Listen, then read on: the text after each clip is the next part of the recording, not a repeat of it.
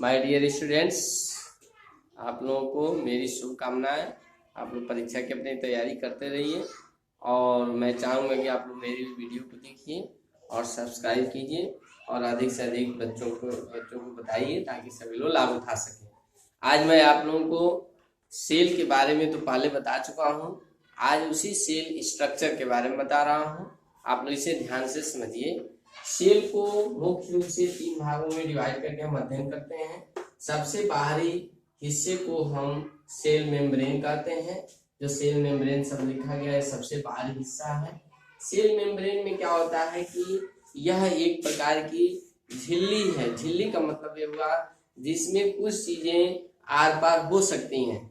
तो cell membrane की वजह से अंदर जो भी वाटर में सॉल्युबल मटेरियल्स हैं वह सेल के अंदर जाते हैं और फिर सेल के अंदर से कार्बन डाइऑक्साइड या और जो वेस्ट मटेरियल्स हैं वो सेल से बाहर आते हैं।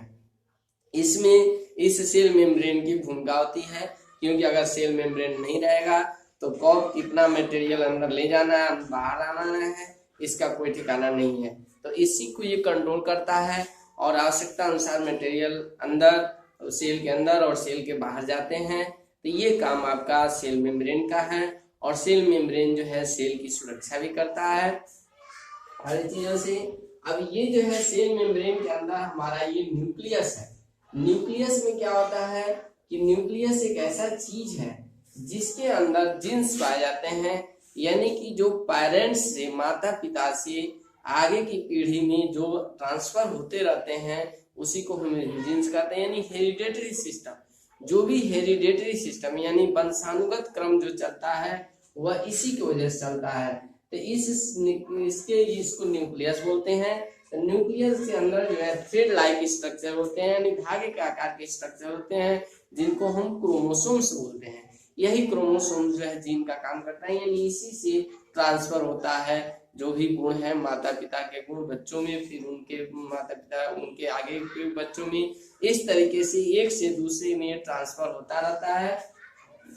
तो ये जब सेल का डिवीजन होता है तो डिवीजन में यही केंद्रक जो है जैसे जैसे सेल बड़ा होता जाता है और ये केंद्रक 2 भागों में बढ़ता है। जब 2 भागों में बढ़ता है यानी न्यूक्लियस ही 2 पार्ट में बढ़ करके और 2 सेल हो जाता है और वो 2 सेल एक दूसरे से अटैच होते हैं।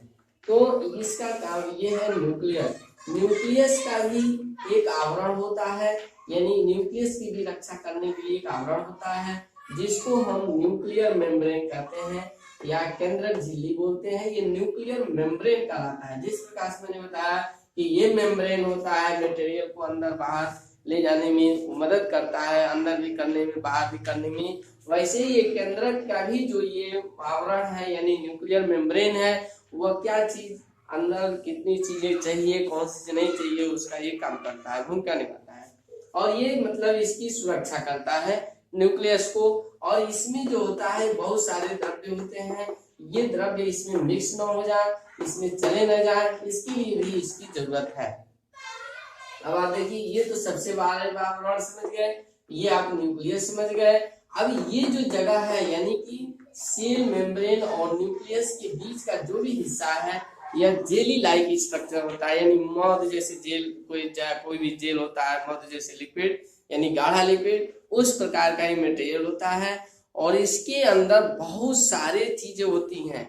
जब इलेक्ट्रॉन माइक्रोस्कोप का आविष्कार हुआ था तो उसके बाद देखा गया सेल के अंदर, तो सेल के अंदर बहुत सारे मटेरियल मिले, उनको हम सेल ऑर्गेनल्स कहते हैं। सेल ऑर्गेनल्स के बारे में बाद में बताऊंगा, लेकिन फिलहाल आप इस वीडियो में यही समझिए कि इसका नाम साइटोप्लाज्म रखा गया है। तो ये सेल में न्यूक्लियस के पहले मुख्य रूप से 3 पार्ट, सेल मेम्ब्रेन, न्यूक्लियस और साइटोप्लाज्म, ये आपके सेल के मुख्य 3 पार्ट हैं। सेल मेम्ब्रेन, न्यूक्लियस और साइटोप्लाज्म। आपको पहले यही याद रखना है कि सेल मेम्ब्रेन सबसे बाहरी आवरण है, न्यूक्लियस जो इसके अंदर होता है, उसके बाद साइटोप्लाज्म जो भी ये हिस्से हैं, इस साइटोप्लाज्म के अंदर बहुत सारे मटेरियल्स होते हैं जैसे आपका वैक्यूल है, माइटोकॉन्ड्रिया है और राइबोसोम्स है, बहुत सारी चीजें होती हैं। वो सारे जो है उनको हम सेल ऑर्गेनल्स कहते हैं। अब सेल ऑर्गेनल्स के बारे में जब मैं आपको डिटेल समझाऊंगा तो उन चीजों के बारे में समझाऊंगा। इस वीडियो में आपको इतना ही समझना है कि सेल का स्ट्रक्चर क्या है। तो स्ट्रक्चर आप सेल में सेल मेम्ब्रेन, न्यूक्लियस, साइटोप्लाज्म, ये आपका जनरल स्ट्रक्चर है। इसके अंदर सब एमिनो होते हैं। मैंने बता दिया आपको कि ये सेल मेम्ब्रेन का क्या फंक्शन है, और फिर ये न्यूक्लियस है। न्यूक्लियस के अंदर आपके क्रोमोसोम्स पाए जाते हैं, और माइटोकॉन्ड्रिया और ये गोल्गी अपार्टस है, ये सब चीजें वैक्यूल्स हैं, ये सब आपके अंदर इस साइटोप्लाज्म में पाए जाते हैं। तो सेल स्ट्रक्चर में इस वीडियो में फिलहाल इतना ही। अब मैं आगे की वीडियो बनाऊंगा तो उसमें आपको ऑर्गेनल्स के बारे में डिटेल समझाऊंगा। That's all.